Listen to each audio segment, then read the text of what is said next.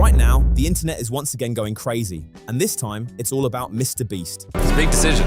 One of the biggest creators on YouTube is back in the middle of controversy. But what's actually going on? He's in some serious trouble right now because his latest video took a wild turn. He basically ditched the whole challenge and flipped the rules at the last second. So he uploaded this video where he brings a bunch of random people into a supermarket and gives them a shot to win a crazy amount of money. So guys, we did it amount of money to any of the new gens. That's $250,000. It sounds simple at first, but things get messy fast. He walks into a grocery store, picks out random shoppers, and hits them with, "Hey guys, you are now in a MrBeast video, and the last person to leave will win $250,000. Sounds intense already, right?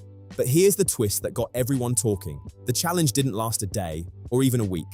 It dragged on for 67 days. Yes, seriously, 67 days. It's even shown right there in the thumbnail like it's no big deal, and people couldn't stop pointing out how insane that number sounds. The only time 67 ever got laughs was that one guy wearing a fat suit trying to look like the Nutty Professor. 67.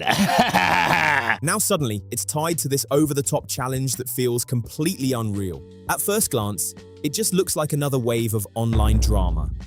People across social media are sharing opinions, reacting, and criticizing his content. Some are saying his videos feel more staged than ever, less real, less authentic. Others are raising more serious concerns about what happens behind the scenes. Is everything really as fair and genuine as it looks? Are participants always treated properly? On top of that, older allegations and past controversies are being brought back into the spotlight. And as we all know, the internet never forgets. But maybe the bigger story here isn't just MrBeast. It's how fast the internet can turn on someone. One day you're loved by millions. The next, you're under fire. So the question is this criticism actually justified? Or is this just another case of cancel culture in action? I'll let you decide. So by day 67, yes, day 67, only 4 people were still standing and refusing to walk out of that store. It had turned into a full-on endurance test at this point. Then MrBeast steps in and throws a huge curveball. He offers to switch up the entire challenge, but only if all of them agree to the new rules. Here's where it gets wild. He says they can restock the entire store and even team up to survive longer. But there's a catch. They have to eat every single item inside that supermarket. Every single thing. And to make it more tempting, the prize jumps from $250,000 all the way up to $1 million.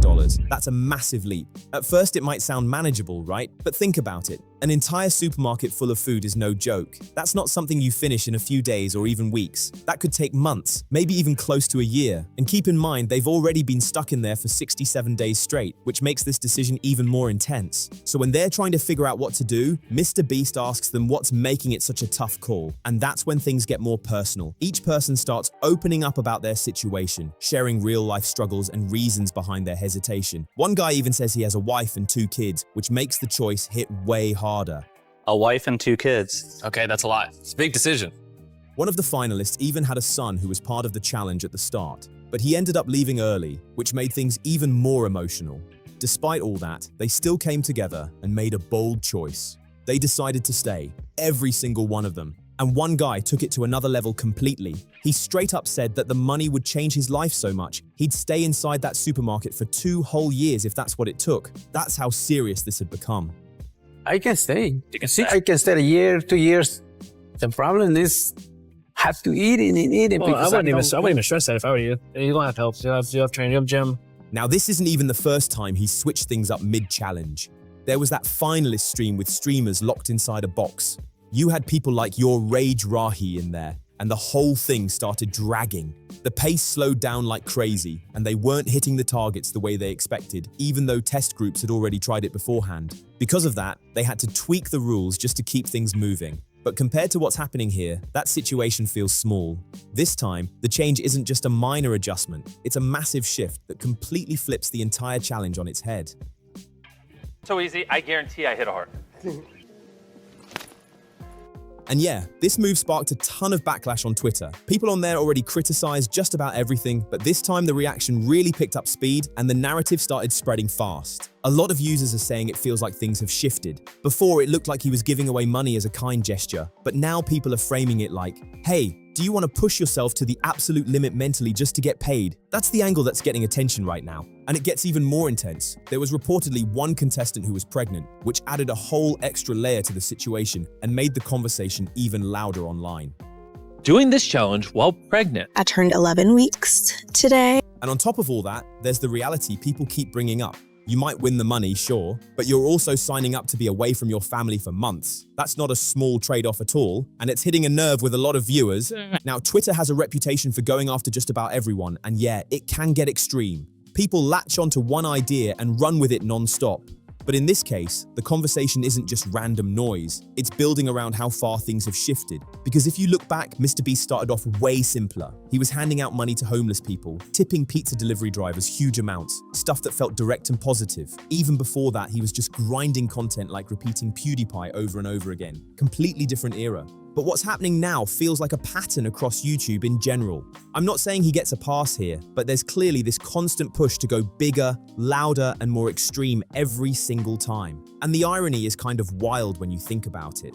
YouTube was supposed to be the alternative to mainstream TV, a place where creators had freedom and didn't need all the heavy structure. It was meant to let people speak freely and do their own thing. But now, it's starting to feel like that same pressure to escalate is creeping in, just in a different form. At this point, the biggest YouTubers are basically copying what TV turned into. You've got huge group channels like the Sidemen running full-on game show style content. It's polished, it's structured, it's loud. Yeah, it's entertaining for a lot of people, no doubt, even if some wouldn't personally sit down to watch it. But it really feels like everything has come full circle in a crazy way. And this is where the situation gets tricky for MrBeast. He built his entire career on giving away money, and now that idea has to keep getting bigger every single time. There was even a video from the channel Folding Ideas where they visited the MrBeast compound, and the takeaway was pretty clear. These guys are in a tough spot. They've got massive wealth coming in, no question. The numbers are huge, the views are insane, but at the same time, they're pouring so much money back into each video that they can't slow down even if they wanted to. The only option is to keep raising the stakes again and again. And the wild part is, no matter what happens, people are still watching. He's always pulling in tens of millions of views, staying on top, and holding a massive audience that genuinely enjoys what he puts out. That success isn't going anywhere anytime soon.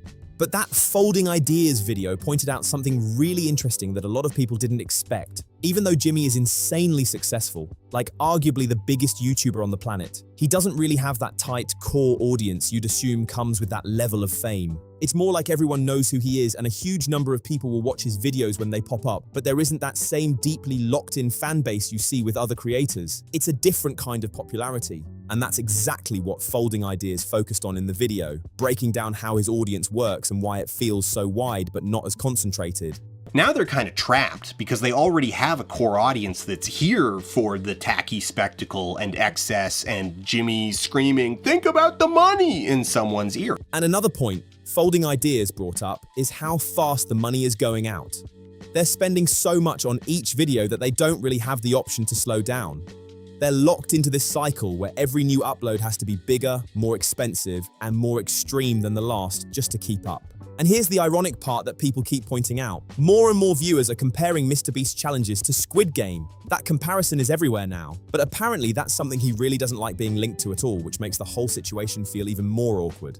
Jimmy seems both resistant to and frustrated by comparisons to Squid Game. First off, we didn't kill people. When I raised the subject of Squid Game, he became quite worked up. In his mind, Squid Game kills people and Beast Games makes There's also this growing question people keep asking. Where does it actually stop for MrBeast? Every challenge has to be louder, longer, and more over the top than the last. And that kind of pressure doesn't just disappear, it builds up fast.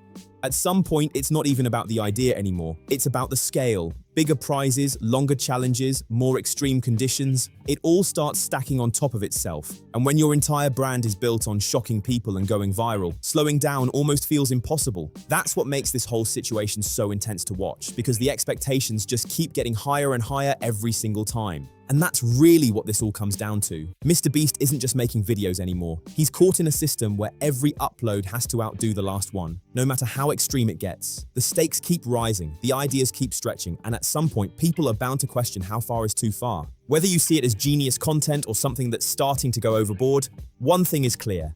Everyone is watching, and everyone has an opinion. This isn't slowing down anytime soon. If you made it this far, drop your thoughts in the comments. I want to hear what you think about all this. And don't forget to like, subscribe, and share this with someone who's been following the drama too.